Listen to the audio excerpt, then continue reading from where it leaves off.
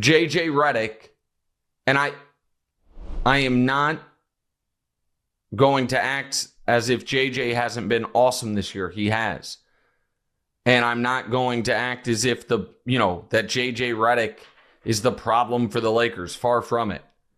However, when a rookie head coach does something that, according to, the stats and information folks, no coach has ever done in modern playoff history, maybe in all of playoff history, which is play the exact same 5 guys for the entirety of a second half of a playoff game, and then those 5 guys are totally, absolutely, unequivocally out of gas at the end. That's going to be a story.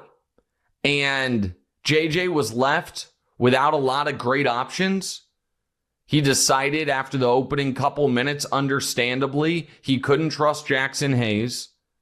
I thought he would try to steal a few minutes for LeBron or Luka with Vanderbilt or Gabe or even Goodwin. He decided not to. And he was in a weird spot because the Lakers had that great third quarter, which allowed them to go into the fourth with a lead, a position they have been brilliant all year. I don't know what the record was, something like 45-4 or something outrageous, going into the fourth quarter with a lead. They outscore the Timberwolves by 13, and I think JJ's thought process was, if we can, in the opening few minutes of the fourth, hold or even push this lead a bit, then maybe I'll steal a couple minutes of rest. But that's not what happened. Ant kept coming down and making plays. The Timberwolves stayed right in that down 4 to down 7 range. And JJ never felt comfortable taking those 5 off the court. And by the very end of the game, they were all on fumes. LeBron somehow found a couple bursts of energy on the defensive end, the steal and the block, and I thought that was going to be the story of the game.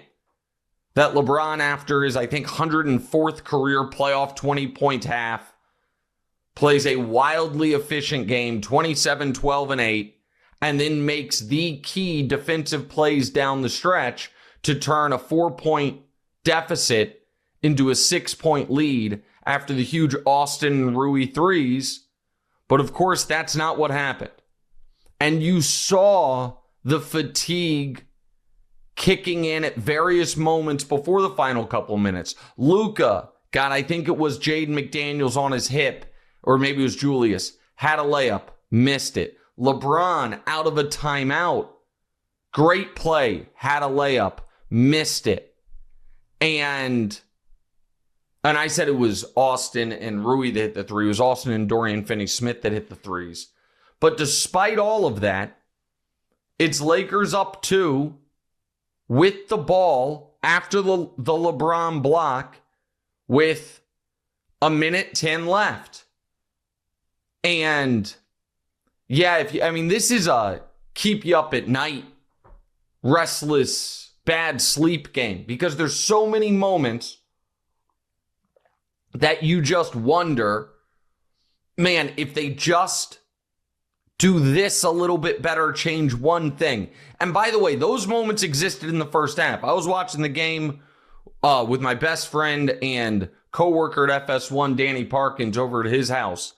And the whole first half, even in the first quarter when they were leading, I said to him, 4 minutes left in the first quarter, man, they should be up 13. They should be up 15. And this is going to end up being a situation where they're up 7 and you feel sick about it. They were only actually up 4 at the end of that quarter.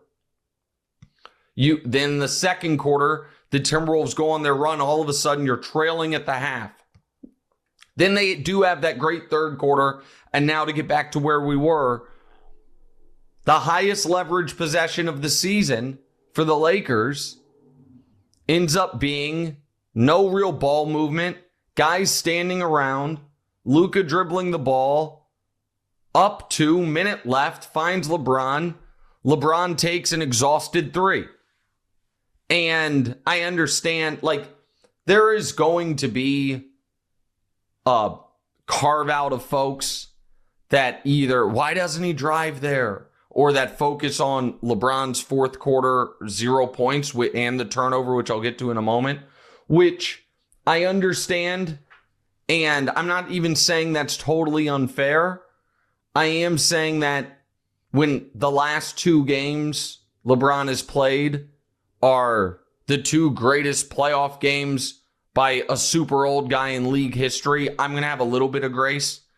But the LeBron 3 with 54 seconds left, in that spot, you wonder when JJ sees that possession's going nowhere and sees how dead everybody is that a time to use your final timeout? Probably not.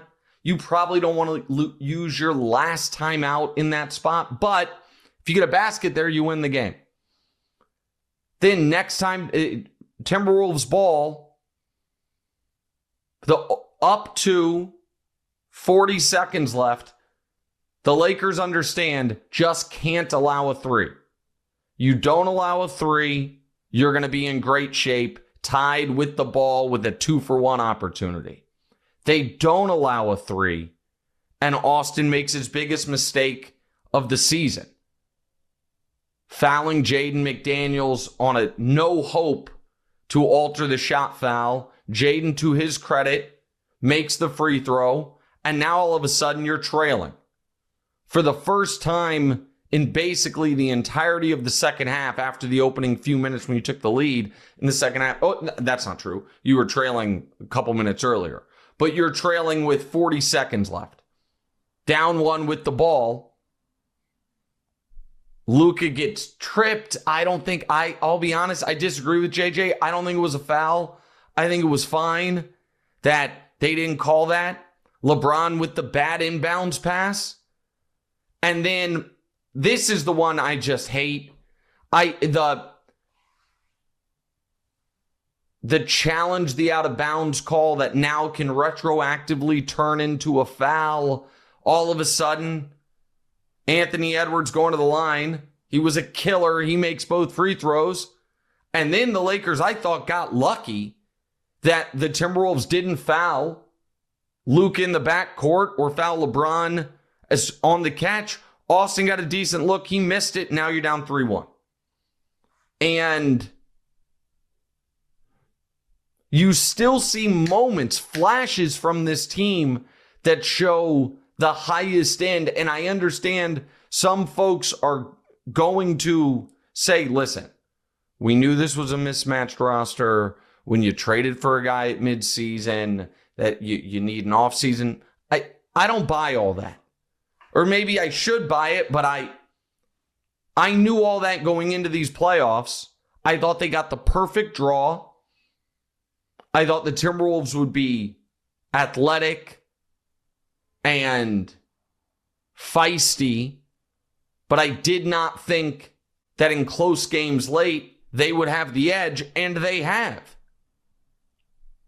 And I looked at the Lakers' path and I said, okay, you have the Timberwolves in round 1 with home court. You have been dominant against the Western Conference this year. You have been dominant at home this year. Then in round 2, you're going to have either a young Rockets team that doesn't have a go-to scorer or a Warriors team where, again, you have home court, and the Warriors will have just been coming off a 7-game absolute war with Houston.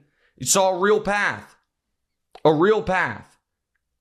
And instead, Friday night, they waste a LeBron masterpiece where they can't finish at the end, a 13-1 run. Luka's sick and pretty ineffective. Ant is once again awesome. Another 8-assist game for Ant Friday night.